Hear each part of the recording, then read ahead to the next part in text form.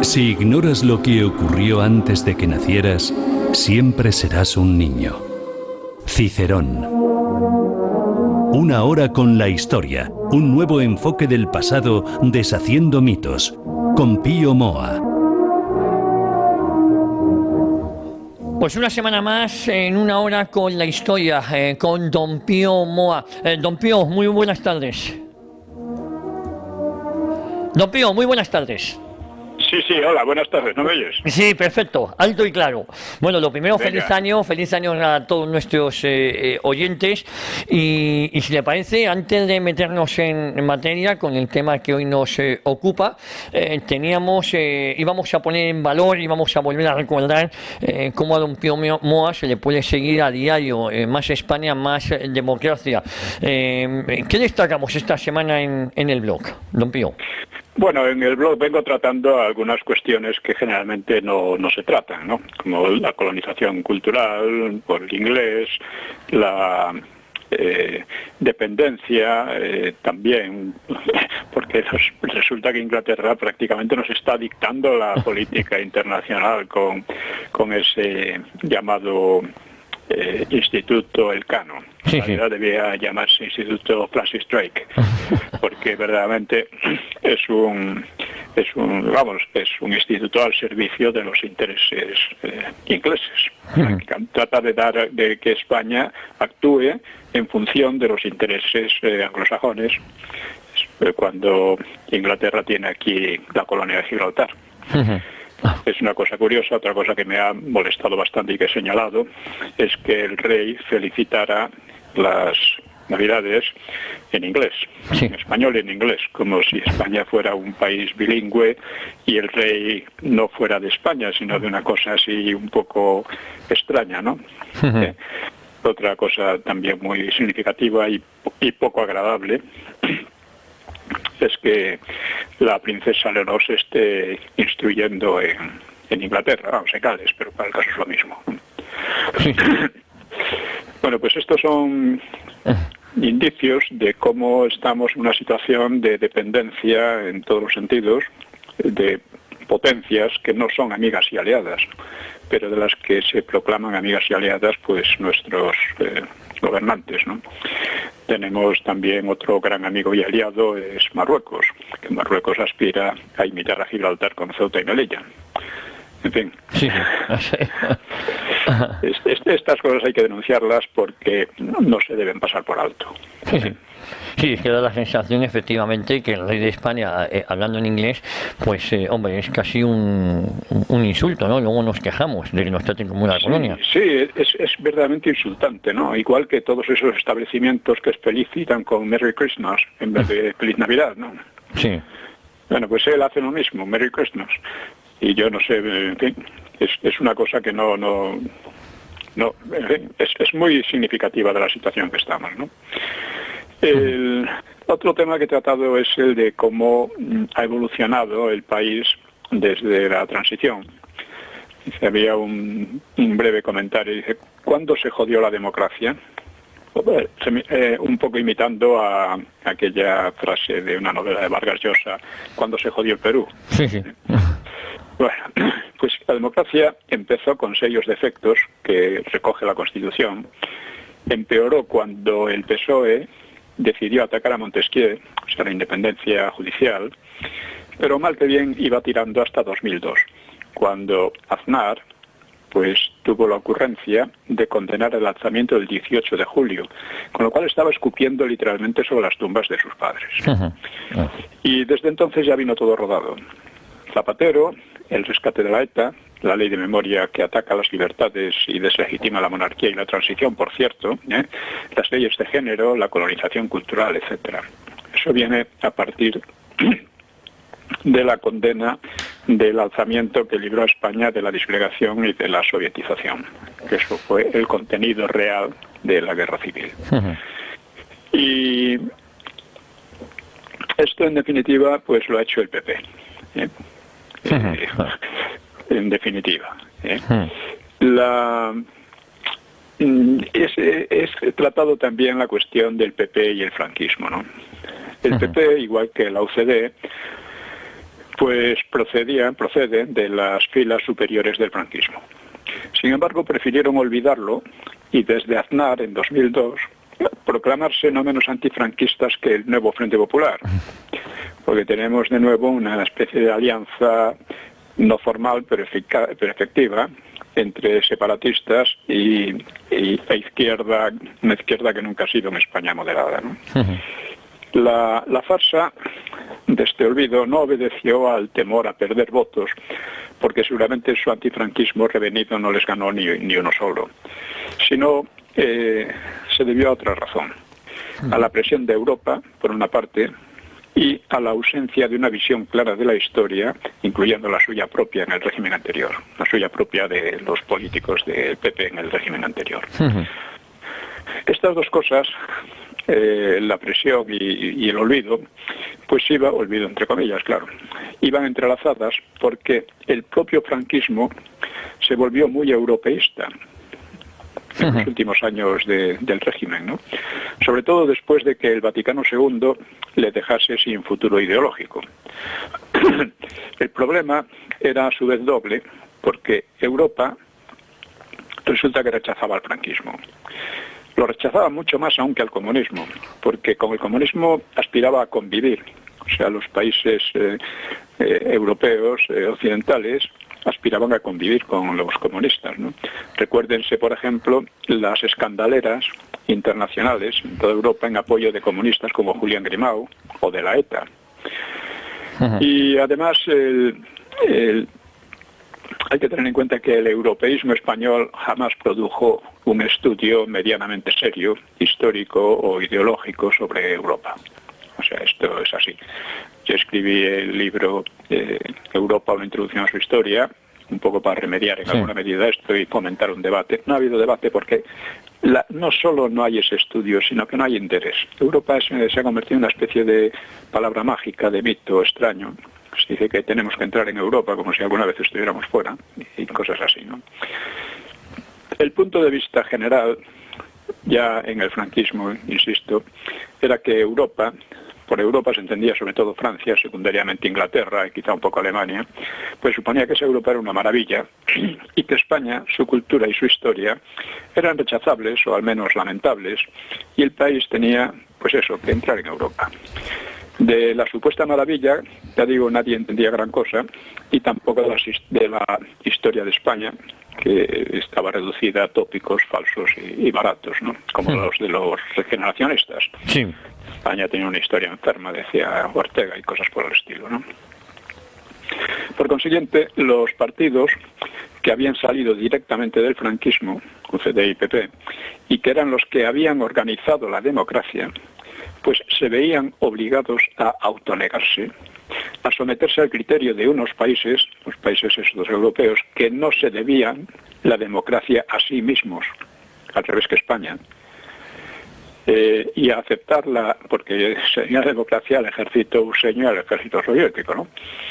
Y se veían obligados a aceptar la superioridad política y moral del nuevo Frente Popular, que por cierto, y excepto los demócratas, entre comillas, comunistas y tarras, no habían luchado contra aquella dictadura execrable. La farsa era así doble. El resultado ha sido un triple proceso de disgregación interna, renuncia a la soberanía y políticas totalitarias. Un proceso que ha sido lento, llevado muchos años, porque la herencia del franquismo ha sido realmente brillante y difícil de destruir. Pero ha sido un proceso incansable y cada año más peligroso. Para recuperar una política de sentido común que evite la resurrección de los demonios familiares, como les llamaba Franco, de los problemas que superó el franquismo, pues se hace imprescindible recuperar la memoria y la historia. El franquismo no puede volver, pero la democracia viene de él, y el país solo puede recuperar su fuerza y cohesión sobre la herencia que dejó el franquismo, precisamente. Y al respecto he comentado también otras cuestiones, como la democracia empezó con exfranquistas y pseudo-antifranquistas. Así que conviene recordar la historia. El franquismo y la democracia fueron legitimados juntos por inmensa mayoría en el referéndum de 1976. Los franquistas se agruparon en dos partidos. El mayoritario era la UCD, respaldado por el monarca, y el minoritario era Alianza Popular. En la izquierda, que es el antecesor del Partido Popular, en la izquierda era lógico que la mayoría del pueblo rechazara al Partido Comunista y en cambio votaran muchos al PSOE, porque el PSOE no había hecho oposición al franquismo y parecía moderado a pesar de que venía con mucha retórica radical, ¿no? Y además la historia del PSOE estaba olvidada. Olvidada en parte porque el franquismo mencionaba al comunismo como el enemigo casi en exclusiva. Y claro, eso se identificaba con el Partido Comunista, que por otra parte era el único que le hacía oposición, que le había hecho oposición, ¿no? Así que importa señalar que ya en el franquismo se había olvidado en gran medida la historia real. Y otra ventaja del PSOE era que venía arropado y financiado por Europa, Europa entre comillas, o sea, lo que se entiende por Europa. Bueno, así quedaba un bipartidismo de exfranquistas y de falsos antifranquistas. Todo marcado por la moderación, que en democracia es muy importante. Sin embargo, pronto los exfranquistas trataron de olvidar al régimen anterior, como decía, como si no lo conocieran de nada, o como si nunca hubiera existido, mientras que los antifranquistas de pega pues encontraban ahí un filón para monopolizar la bandera de la democracia. Y así comenzó una distorsión peligrosa de la propia democracia. El gobierno del CD, bajo un botarate como Suárez, pues fue tan desastroso que puso las bases de los mayores problemas posteriores, los problemas que ahora tenemos, sobre todo en el separatismo. Se destrozó él solo, la misma UCD, por negarse a unir fuerzas con Alianza Popular y permitió al PSOE la gran victoria del 82, en que aparecía como el partido de los 100 años de honradez y firmeza y el gran defensor del cambio a una España moderna. O sea, jamás se inventó una mentira mayor, pero caló en la gente porque lo que quería la gente después de la experiencia de Suárez era eso, honradez y firmeza y superar la doble crisis política y económica. Bueno, en todo este proceso, la presión moral e ideológica de Europa, entre comillas, que incluía la Iglesia del Vaticano II, pues tuvo una importancia enorme. Todos querían, como dije, entrar en Europa, y Europa significaba muy claramente condenar al franquismo, que había tenido la osadía de mantenerse neutral en la guerra europea, de desafiar un criminal aislamiento exterior y de reconstruir un país envidiable en tantos aspectos, que además llegaba a la democracia por su propio impulso y no por los bombardeos de los ejércitos ruseño y soviético. Así, la derecha pasó de olvidar su pasado a condenarlo.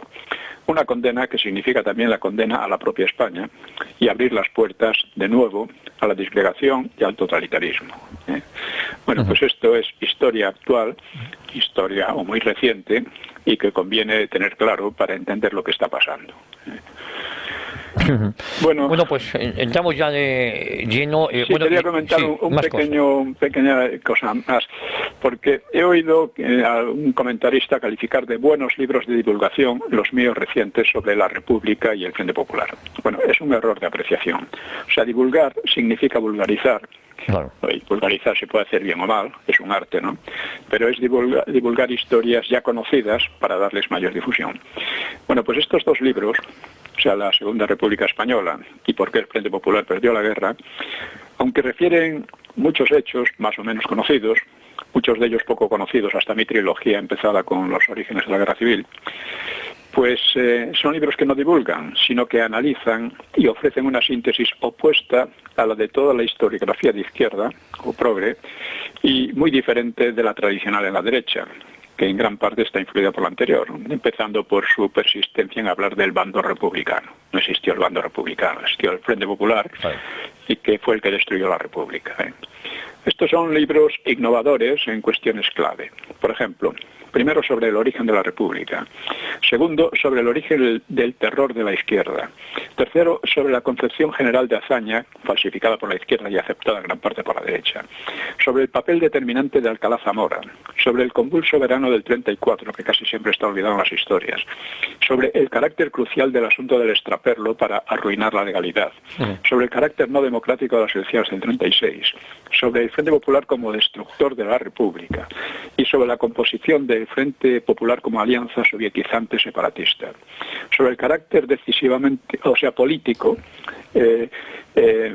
decisivo en política del envío del oro a Stalin, sobre la calidad de Franco como estratega y político, etcétera, ¿no? Sobre un montón de cosas en las que verdaderamente lo que hago es reenfocar toda la cuestión.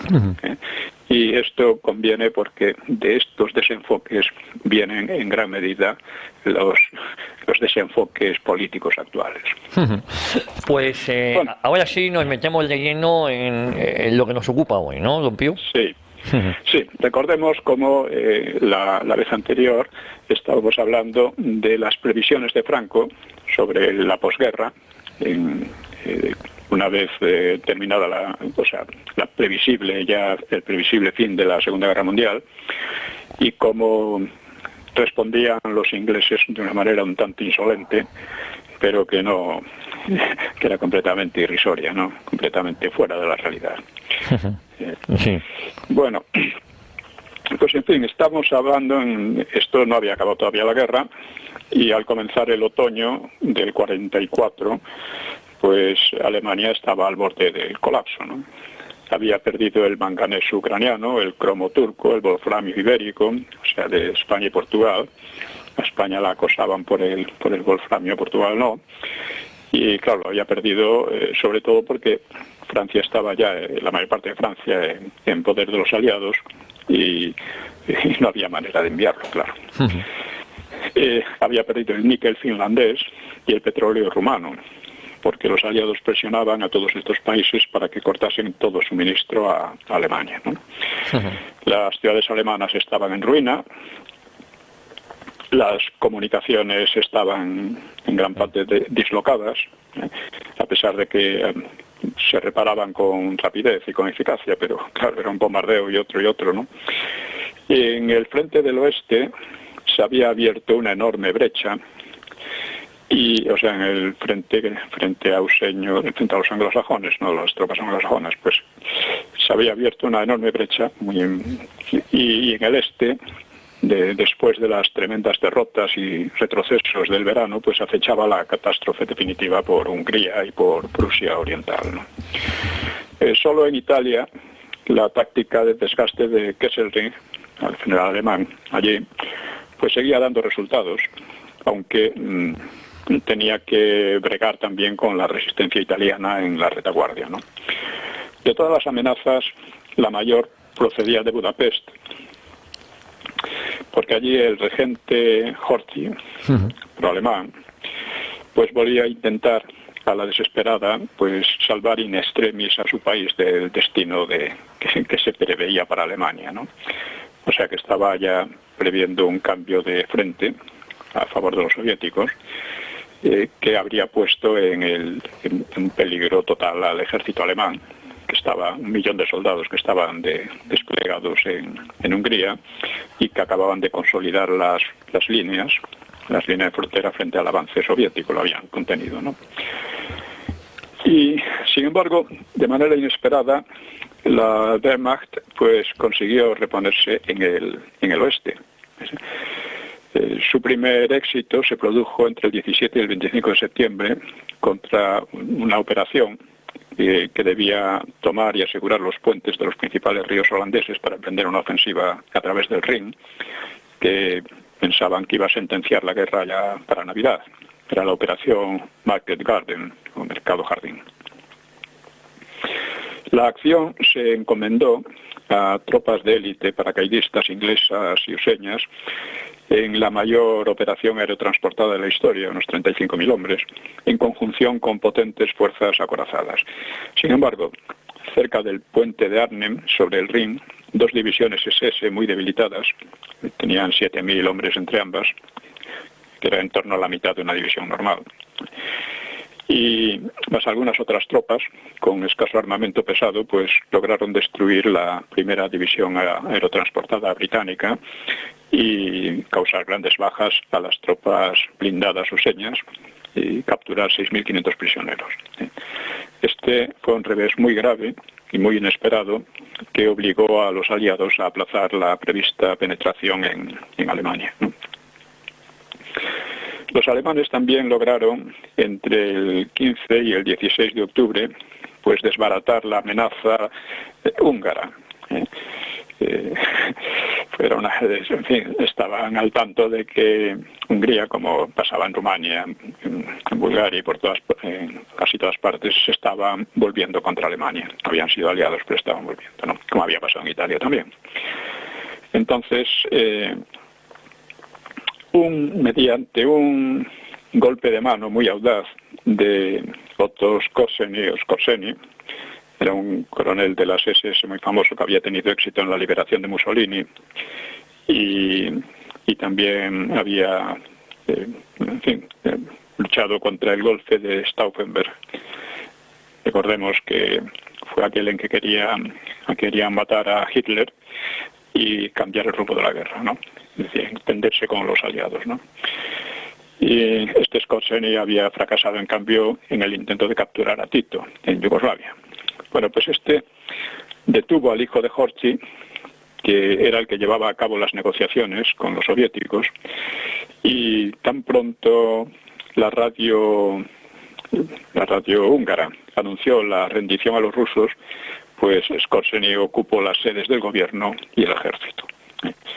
Le acompañó la suerte de que las tropas húngaras permanecieran en sus puestos, sin abrir inmediatamente el frente a los soviéticos, que lo podrían haber abierto como habían hecho los italianos, ¿no? Y Horthy fue sustituido por Salasy, jefe de la organización fascista Cruz Flechada. Y el ejército rojo quedó momentáneamente frenado en Hungría, como estaba frenado momentáneamente también en el Vístula.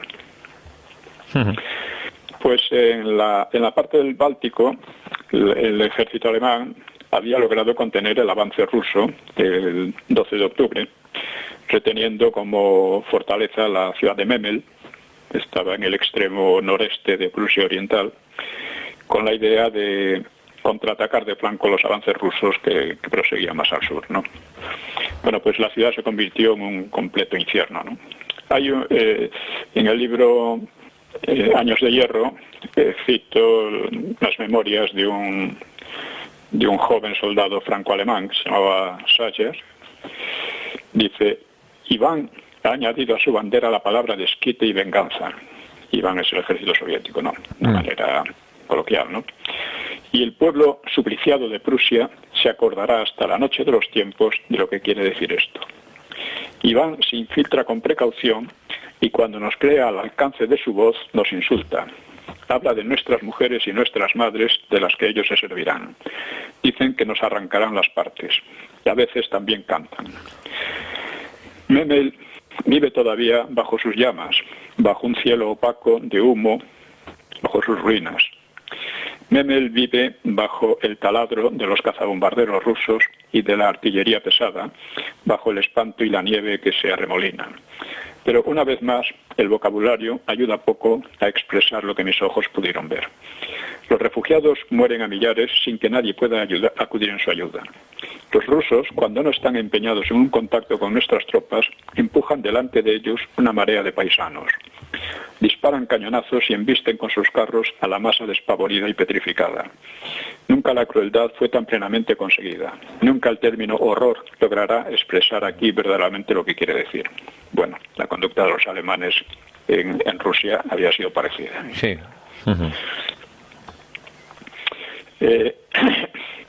No había sido más piadosa, desde luego. No. Un oficial soviético escribía a su padre: tú decías que teníamos que hacer en Alemania lo mismo que los alemanes nos hicieron a nosotros. El juicio ha empezado ya. Van a recordar esta marcha de nuestro ejército sobre el territorio alemán durante mucho, mucho tiempo. Había, con todo, algo nuevo, ¿no? Las violaciones de cientos de miles de mujeres de toda edad, incluidas niñas, ¿no? Por parte de los rusos. Que esto en general los alemanes no lo hicieron, ¿no? Un oficial llamado Leonid Rabichev describirá: Mujeres, madres e hijas yacen a derecha e izquierda a lo largo de la ruta, y delante de cada una de ellas se halla un ruidoso grupo de hombres con los pantalones bajados. A las mujeres que sangran o pierden el conocimiento se las aparta a un lado, y nuestros hombres disparan a las que tratan de librar a sus hijas. Los sonrientes oficiales velaban por el orden y porque ningún soldado se abstuviese. A menudo eran violadas ante los maridos o padres y asesinados a continuación. Los soldados llegaban arengados por los propagandistas oficiales, cuyo nombre más destacado era Ilya Ehrenburg. Este lanzaba consignas como esta: matad, matad, en la raza alemana solo hay mal. Ni uno entre los vivos, ni uno entre los aún no nacidos, nada más que mal. Seguid los preceptos del camarada Stalin. Aniquilad a la bestia fascista en su guarida. Usad la fuerza para romper el orgullo racial de esas mujeres alemanas. Tomadlas como botín de guerra. O bien, Alemania girarás en círculos aullando en medio de tu agonía mortal. Ha llegado la hora de nuestra venganza. En fin, desde luego las violaciones suelen acompañar a las guerras. Es importante recordar esto, que muchas veces se deja de lado, pero es el sentimiento real de lo que era, ¿no? De lo que pasaba, ¿no? Pero digo, en este caso, las violaciones tuvieron un carácter especial por su masividad y por su simbolismo. O sea, aparte del mero desahogo sexual, pues en la mente de los soldados las mujeres simbolizaban a Alemania, y su humillación o su tortura se infligían indirectamente al país odiado, del que tanto daño habían recibido, ¿no? O sea, las violaciones no solo fueron frecuentes en Alemania, también en Rumania y otros países ocupados, incluso en Yugoslavia. O sea, el dirigente titista y luego disidente Milo Vangilas, pues escribió un libro, fue conocido hace años, ¿no? En su libro Conversaciones con Stalin, sus protestas ante el líder soviético por la conducta de algunos soldados rusos, en contraste con la corrección observada por los ingleses. Sin embargo, Stalin le quitaba importancia. Decía: por liberar a aquellas poblaciones del yugo nazi, los soldados vivían permanentemente al borde de la muerte y con largas abstinencias sexuales, así que no había que exagerar aquellos incidentes, pero causaban un malestar enorme. La movilización del Volkssturm, Volkssturm eran las milicias, ¿no? Que se había movilizado toda ya hombres de edad avanzada y también chicos muy jóvenes, ¿no? Pues intentaba cubrir los huecos de las tropas regulares. Y cita de nuevo Sager. Dice: ciertas siluetas encorvadas, de piernas arqueadas y abundantes arrugas, lucían sobre sus 60 o 70 años, o 65 años, el Feldgrau, o sea, el uniforme alemán, ¿no? Y el Mauser al hombro. Pero más asombroso eran aún los jóvenes, los jovencísimos. Algunos tenían 13 años apenas. Los habían vestido apresuradamente con uniformes usados destinados a hombres y los habían armado a veces con un fusil más alto que ellos. Tenía algo de cómico y desgarrador a la vez. Ninguno podía imaginarse lo que les esperaba. Algunos reían y cantaban, olvidando las enseñanzas militares, no asimilables para su edad. Muchos llevaban en la cartera recién vaciada de los efectos escolares algunas provisiones de boca o ropas puestas allí por una mano maternal. Perdón. Los refugiados llenaban la ciudad en ruinas. Esta población, a la cual no podemos aportar más que unos auxilios virtuales, paraliza nuestros movimientos, entorpece nuestro sistema de defensa tan precario de por sí. Día y noche todo tipo de embarcaciones sobrecargadas evacuaban a los civiles. Pese a agruparse lo que queda de defensa antiaérea alrededor de los embarcaderos, las enormes filas de refugiados que avanzan hacia los pontones de embarque ofrecen unos blancos infalibles a los pilotos mujiks, se llaman mujiks como con desprecio a los rusos, pero eran buenos pilotos muchos de ellos, ¿no? Los impactos abren claros espantosos entre la multitud que grita, se doblega y muere bajo las bombas, pero que no se mueve del sitio en la esperanza feroz de embarcar. El drama es tan magno que el heroísmo se convierte en trivialidad. se suicidan ancianos y mujeres también, madres de familia. El pueblo alemán ha ido realmente al fondo de las cosas. Sin embargo, el frente se sostenía. Y los ataques soviéticos les cuestan caros, muy caros. Los esqueletos de carros rusos en los alrededores de Memel son incontables. Pues bien, durante el otoño, los alemanes lograron estabilizar precariamente sus frentes del este y el oeste, a pesar de que parecía todo al borde del derrumbe. Y Hitler pensó incluso en ganar la iniciativa utilizando las últimas fuerzas disponibles. No podía hacerlo en el este porque los rusos podían perder ejércitos enteros y aún así mantendrían su superioridad. En cambio, en el frente occidental, el enemigo era menor y menos endurecido y tenía el mar a sus espaldas, por lo que diseñó una operación por las Ardenas semejante a la que le había dado la victoria en 1940. El objetivo era separar a los ejércitos inglés y useño y copar al inglés avanzando hasta Amberes. De haber tenido éxito, los aliados occidentales podrían encontrar demasiado costosa la lucha y aceptar alguna negociación, quizá separándose de los soviéticos. Esto en realidad era una pura ilusión, pero es con lo que contaba Hitler, ¿no? Y los suyos. Así es. Luego, a continuación, la Wehrmacht ocuparía plenamente, se entendería sobre todo en el frente oriental. Quedaría eliminado el frente occidental y podría ocuparse del oriental. Esta ofensiva fue encomendada a un general famoso, von Rundstedt. Rundstedt pues creía que el plan era demasiado ambicioso, porque sabía que tenían poco combustible, aunque esperaban capturar depósitos de gasolina enemigos sobre la marcha, ¿no? Y consideraba además que la inmensa superioridad aérea de los aliados pues terminaría aplastando a sus fuerzas terrestres, que era más o menos lo que venía ocurriendo. Lo que estaba ocurriendo, claro. Sí. Pero Hitler confiaba en que las nieblas y el mal tiempo propios de diciembre en aquella zona pues neutralizarían la superioridad enemiga, ¿no? Superioridad aérea, ¿no? Y en los primeros días ocurrió así. A partir del 16, cuando empezó la embestida por la zona auseña, aunque el mal tiempo y las tormentas de nieve también perturbaban la marcha de las divisiones alemanas. Los primeros días, sin embargo, los alemanes consiguieron grandes éxitos y miles de prisioneros, a pesar de la tenaz resistencia a algunos enclaves, como en Bastoña, que le hicieron así una especie de leyenda los useños, ¿no?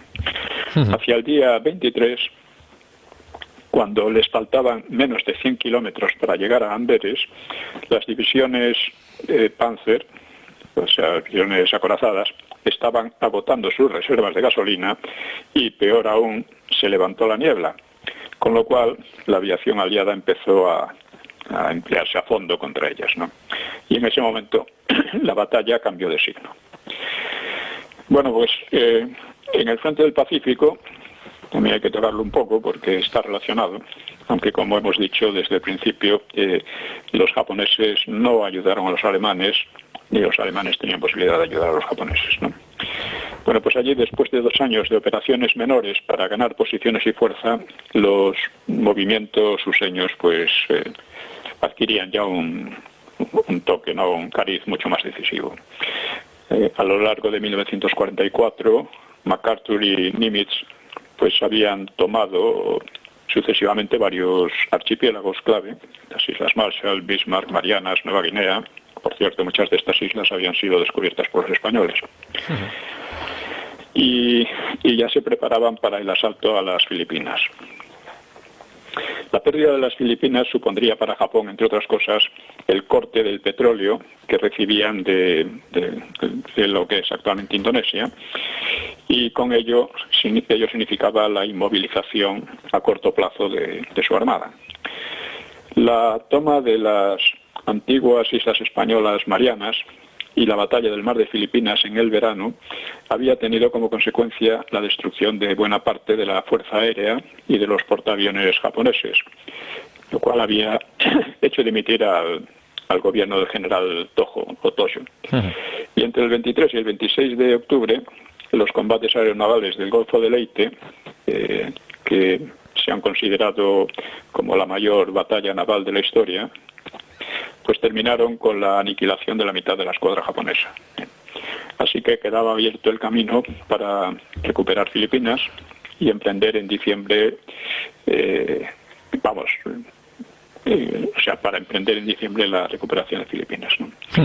La guerra aeronaval se había decantado de manera irreversible ya a favor de USA. USA había centrado su estrategia en los portaaviones con mucho más empeño y también más éxito que los japoneses. Y también sus submarinos causaban a Japón daños parecidos a los que causaban los alemanes, los que habían causado, porque ya entonces causaban mucho, no apenas podían, ¿no? Lo que causaban los alemanes en el Atlántico a Inglaterra, ¿no? Y, en fin, en noviembre, Roosevelt ganaba su cuarta victoria electoral. O sea, un hecho sin precedentes en la historia del país. Lo que pasa es que su salud iba declinando, iba haciéndose más anticomunista, por lo que esto lo revela pues la sustitución del vicepresidente Henry Wallace, que era demasiado prosoviético, ¿no? Claro. Incluso algunos lo consideraban un agente de Stalin, ¿no? Por así decirlo. Por Truman, ¿no? Lo cambió por Truman. Y además rechazó abiertamente la oferta de ayuda electoral del Partido Comunista Useño, ¿no? No obstante, debía contar necesariamente con Stalin, porque su fuerza, su prestigio y su influencia internacionales crecían según crecían sus victorias. No hay que olvidar que él fue en Rusia donde verdaderamente se dilucidó la guerra, ¿no? Se señala muchas veces que los soviéticos contaban con una importante ayuda logística, sobre todo de tanques, había todo suministros, ¿no? Por parte de USA. Pero fue muchísimo más importante la ayuda que dieron los soviéticos a los useños, o sea, sin las victorias muy costosas en sangre de la Unión Soviética. Los anglosajones, ingleses y useños no habrían podido tener éxito ni siquiera en el desembarco en Normandía, ni siquiera se lo podrían haber planteado, ¿no? Bueno, pues pasando a España, porque estamos siempre un poco mezclando una cosa con la otra, ¿no? Combinándola, porque estaban muy combinadas, ¿no? De hecho, ¿no? Pues en diciembre el embajador inglés Hall se despedía. Había estado 4 años y medio y parte de esos años habían sido muy críticos para Inglaterra, y bueno, podía marchar contento de su labor porque había contribuido a evitar grandes peligros a su país. Era una contribución menor, en definitiva, porque la decisión de Franco de no entrar en la guerra estaba clara desde el principio, a pesar de que tuvo que hacer concesiones importantes a Alemania en los momentos en que Alemania parecía el gran triunfador, pero esto era, no se pudo. O sea, Hall, es más, ya desde el principio, Hall, cuando habló con Franco al principio, dijo, bueno, no coincidíamos en nada, salvo en que España no debía entrar en la guerra. O sea, Hall no fue el causante de la neutralidad, como muchos lo plantean, o como otros, la estupidez aquella del soborno de los generales, ¿no? Sí. No fue el causante, pero contribuyó algo a ella. Y consiguió crear una opinión pública anglófila, sobre todo entre las clases altas, a pesar del clima que al principio era muy hostil y que perduró, hostil a Inglaterra, en España, claro, y que perduró aunque debilitado, ¿no? Para ello, Howard dispuso de agentes muy buenos, como el irlandés Starkey, o de instituciones como el British Institute. Y también contó con el permiso tácito del gobierno. El gobierno observaba, pero permitía la mayoría de las operaciones de espionaje contra Alemania, así como las de Alemania contra los ingleses. Y hacía la vista gorda, mientras no las consideraba peligrosas, ¿no? Y lo mismo pasaba con las operaciones clandestinas useñas, ¿no? Esto lo cuenta el embajador Hayes. Dice, el gobierno español estaba perfectamente enterado de lo que llevábamos a cabo por medio de su magnífico servicio secreto. Podía haberlo impedido fácilmente, o al menos dificultado, y sin duda lo habría hecho de haber estado decidido a servir los intereses del eje.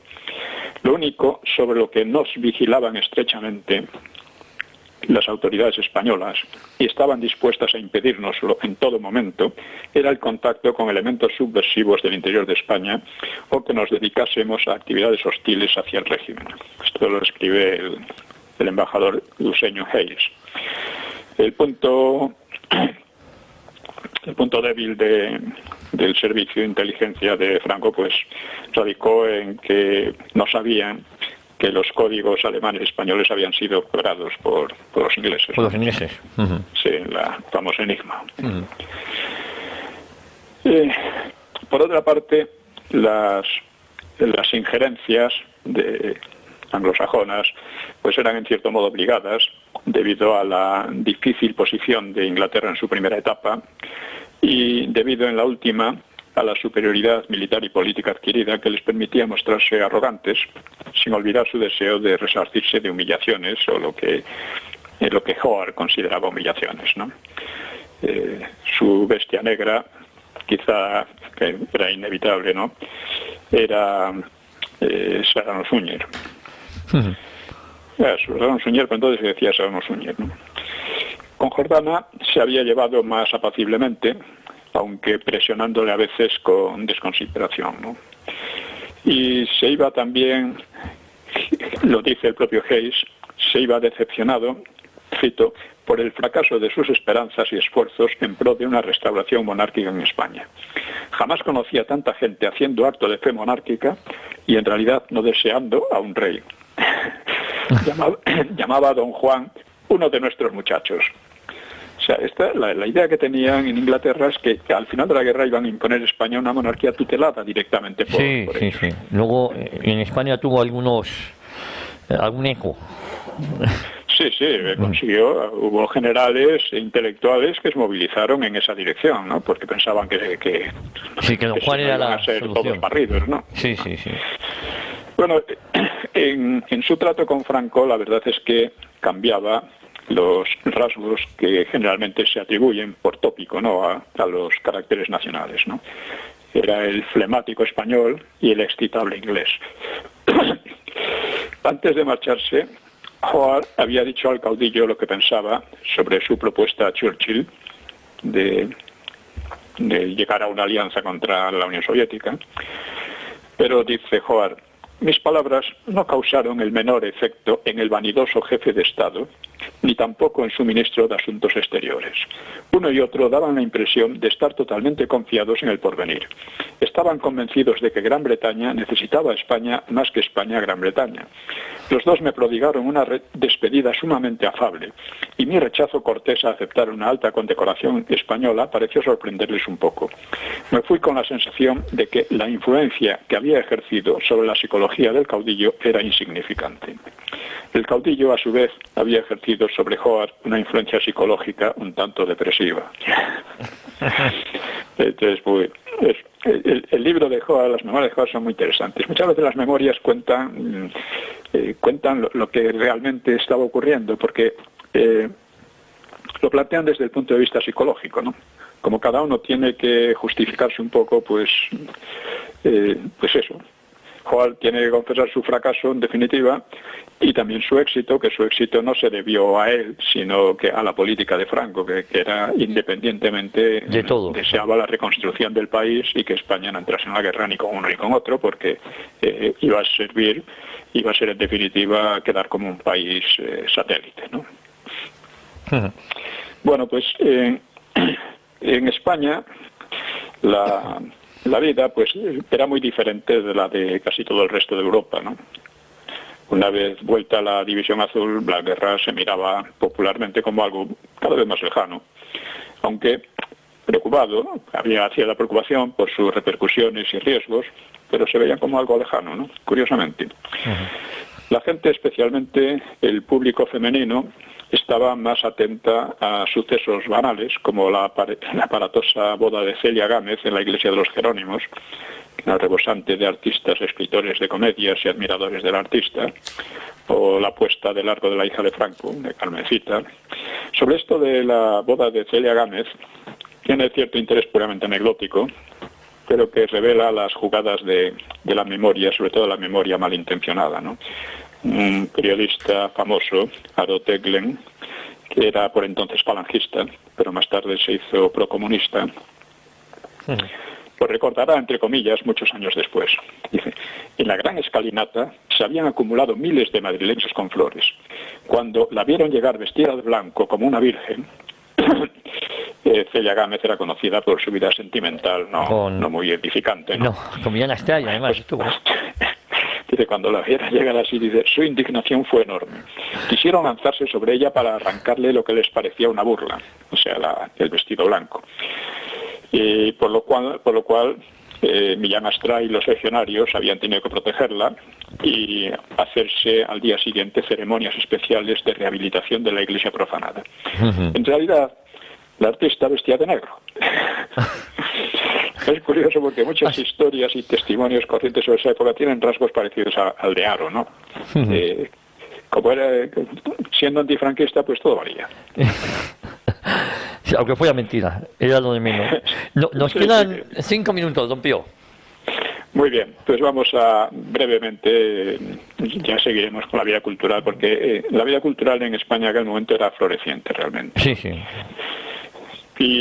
Pero aquí, de manera un poco anecdótica, si se quiere, pues, por ejemplo, debutaba la futura Sara Montiel en una película del húngaro nacionalizado español Ladislao Vajda, se titulaba Te quiero para mí. Se estrenaba otra película con Fernando Fernán Flórez, se titulaba Empezó en boda. Y bueno, este actor se dedicaba al cine después de haber sido actor en teatros ambulantes, ¿no? Después se volvió muy antifranquista. O sea, todos sus éxitos y premios que le dolían en el alma, ¿no? que tuvo todos se volvieron antifranquistas, porque lo de Aro Teglen, todos. Sí. Luego está hablando un poco de la actitud general, ¿no? Popular, ¿no? Pues el público masculino se apasionaba por el deporte, sobre todo el fútbol. En 1944 el Valencia ganó la Liga, en 1943 la había ganado el Bilbao, y también por el boxeo.